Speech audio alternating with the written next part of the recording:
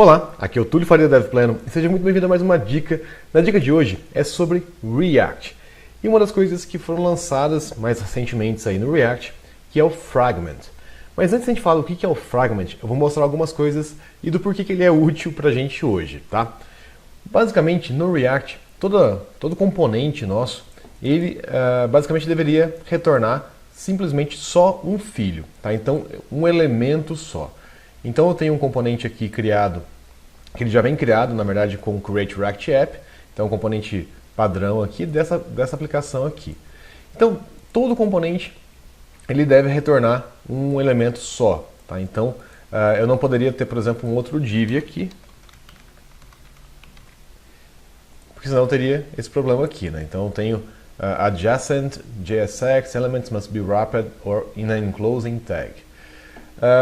E aí, qual que é a única alternativa que a gente tem para isso? Colocar um div do lado de fora, né? Então eu venho aqui, coloco um div aqui, e aí sim eu consigo renderizar esse código.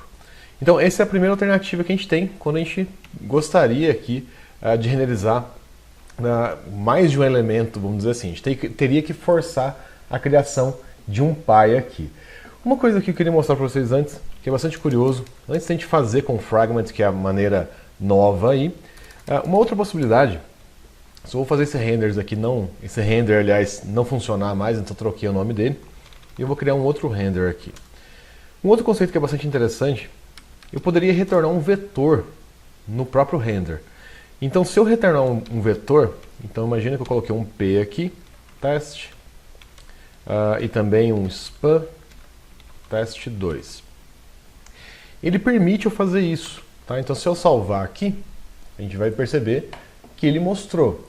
Porém, ele reconhece como uma lista, então eu tenho que colocar um key nele, tá? Então eu tenho que ajudar o React aqui a identificar que item é esse, tá? Então é a mesma coisa que a gente faz quando a gente quer mostrar uma lista de itens, tá? Então eu poderia utilizar essa estratégia também, ao invés de colocar um div aqui por fora, tá? Funcionaria bem legal também como funcionou aqui.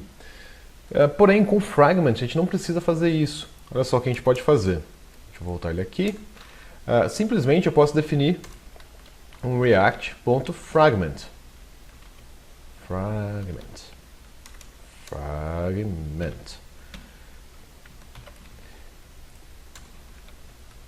Então o React Fragment, eu consigo fazer esse enclosing, né? Então ele vai ter sempre esse componente py, porém ele não é renderizado em nada. Se a gente olhar aqui em Elements, a gente vai perceber o seguinte, ó. Vou pegar o teste aqui, inspecionar, a gente vai reparar o seguinte, ó, que os dois são irmãos, ele tem só um root aqui em cima.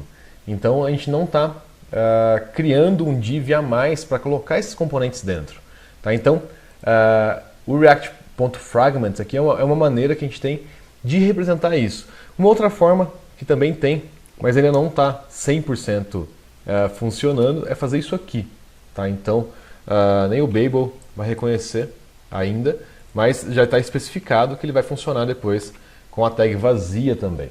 Tá, então, aqui algumas alternativas, né? Então mostrei para vocês aqui, se a gente quer ter dois componentes lado a lado, basicamente, anteriormente a gente só tinha como criar um outro div, um span ou um wrapper para esses componentes. Uma outra maneira que seria uma alternativa também é mostrar como uma lista, mas a gente tem que usar o key, e a outra maneira é usar o React Fragment, que é uma novidade que veio no React 16, tá? Então a gente já consegue utilizar com o React Fragment aqui e sem gambiarra, né? Então a gente não precisa nem fazer gambiarra com lista, a gente não precisa colocar um div a mais na estrutura, fica mais simples aí.